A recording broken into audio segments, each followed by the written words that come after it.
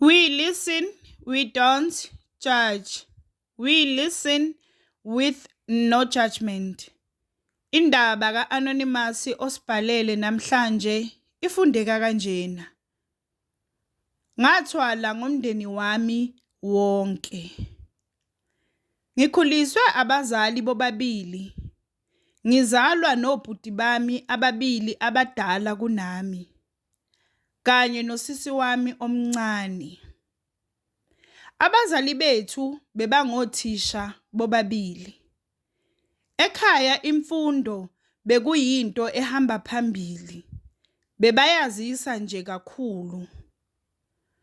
Ubhuti wami omdala wafundela ukuba ummeli. Lo omunye yena wayesebenza ebank. Bese kuthi mina ngangengaphiwe kahle esikolweni. Kodwa ngazama ukubekezela ngaze ngaqeda ugrade 12.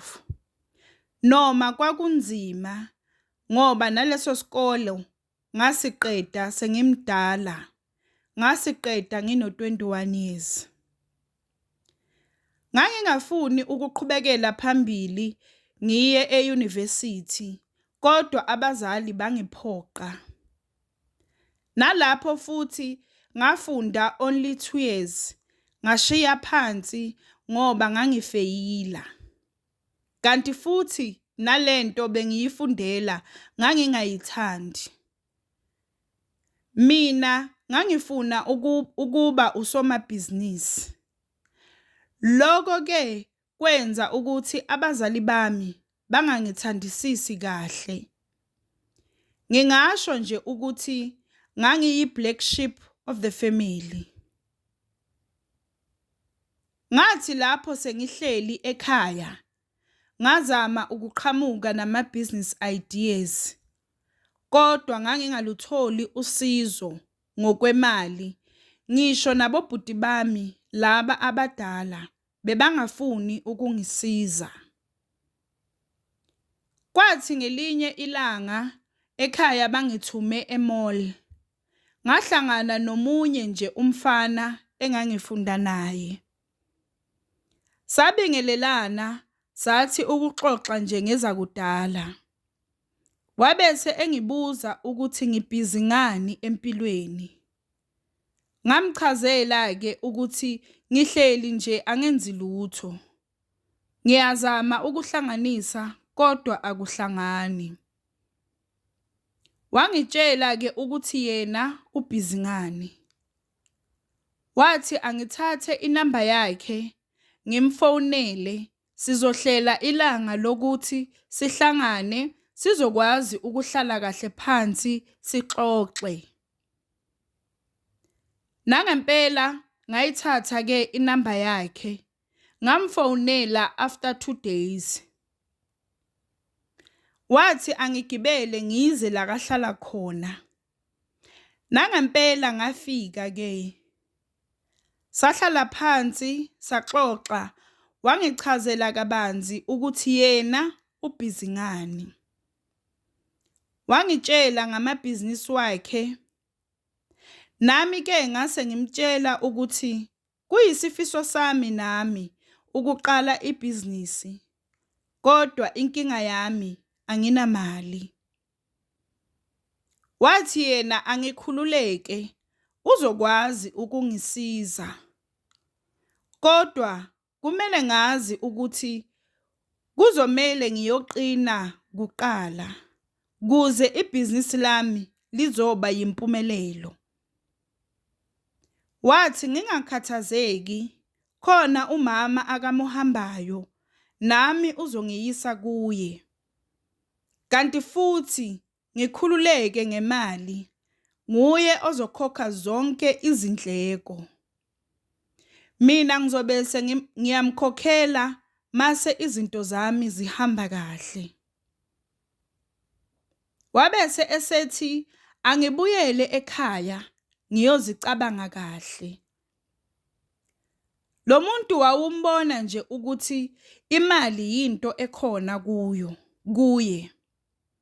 Indawo wayehlala kuyo kanye nezimoto zakhe zazisezingeni eliphezulu nje impela. Ngabuyela-ke ekhaya ngazicabanga kahle. Nangapha nabo ekhaya babebhizi bengitshela ngendlela engi-useless ngakhona. Ngahlulwa nayisikole. Ngabona-ke ukuthi ayikho into engizoyenza, angimthinte lo mfo. Isifiso sami kwawukuqala ibhizinisi lokuthengisa utshwala, ngibe ne-bottle store. Ngamfonela-ke wangitshela ukuthi uzongilanda makuphela iviki. Nangempela wafika wangilanda ebusuku. Sahamba-ke saya kulo muntu wakhe. Masifika lapha, ngasho-ke zonke izinkinga zami. Le nyanga yanginika isibuko, yathi angizibheke kuso, ngisho yonke into engiyifunayo. Ngakhuluma-ke konke. Ngathi mangiqeda, kwathiwa angibize wonke amagama womndeni wami kusukela kubazali bami. Okwangimangaza ukuthi uma ngibiza igama lomuntu, wayevela la kulesibuko. Sathi masiqeda lapho, wathatha indwangu emhlophe, wayibeka phezu kwalesibuko. Wangisika kancane nje esandleni sami sokudla. Wacontsisela igazi lami esitsheni. Waqede wathatha imithi wahlanganisa. Wathatha yonke lento bekayihlanganisa lapha esitsheni, wayithela kule ndwangu la phezu kwesibuko. Kwathiwa angiyithathe le ndwangu ngiyoyimbela egcekeni ekhaya ngiyigqibe.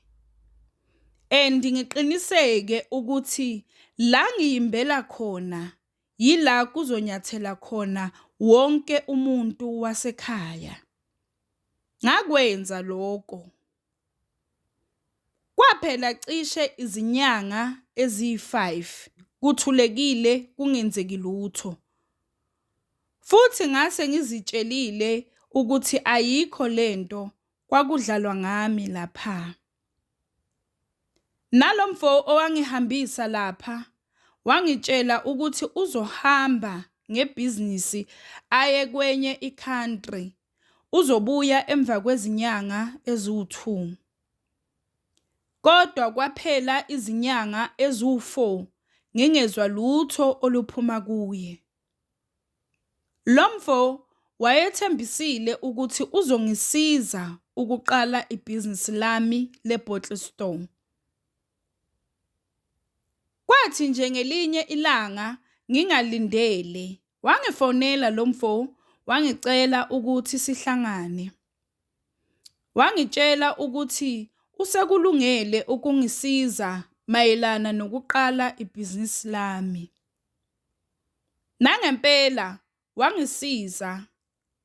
Ngayivula-ke i-bottle store yami.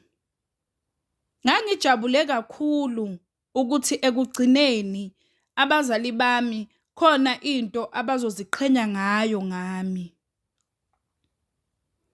Okubuhlungu-ke okwenzeka. Kwathi nje emva kwenyanga ngivule ibhizinisi lami. Abazali bami nobhuti wami lo bekasebenza ebhenki bathola ingozi yemoto. Bashonela khona lapho bobathathu. Kwaba buhlungu impela. Kwenziwa-ke amalungiselelo omngcwabo bafihlwa. Emva kokushiwa abazali bethu nobhuti wethu, ubhuti wami lo omdala akaphindanga waba right. Waqala wazinikela otshwaleni ngendlela eyisimanga. waze wagcina esephelele nawumsebenzi. Nonkosikazi naye futhi wamshiya wabuyela kubo.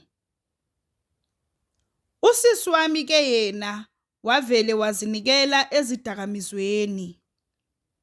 Ngikhuluma nje kuyimanje uhlala emgaqweni. Mina emva kokushona komndeni wami, izinto zami zavele zavuleka. Imali yangena. Ngikhuluma nje nginama-bottle store angaphezu kwa-20. Ngagcina ngingena nakubhizinisi lama-truck. Okwamanje nginama-truck ayi-7. Izinto zami zingihambela kahle nje kakhulu. Kodwa kungizwisa ubuhlungu ukubona izingane zakithi ziyilento eziyiyo manje.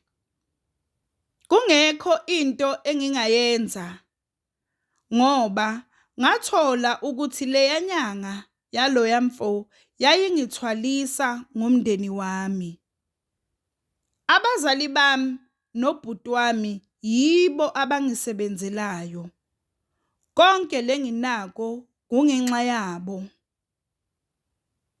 Kwathiwa nje uma ngike ngazama ukubasiza laba abaphilayo, ngizolahlekelwa yikho konke enginako.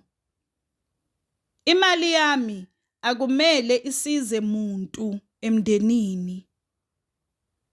Abantu ke endaweni bazitshela ukuthi bahlukunyezwa ukushona kwabazali bethu.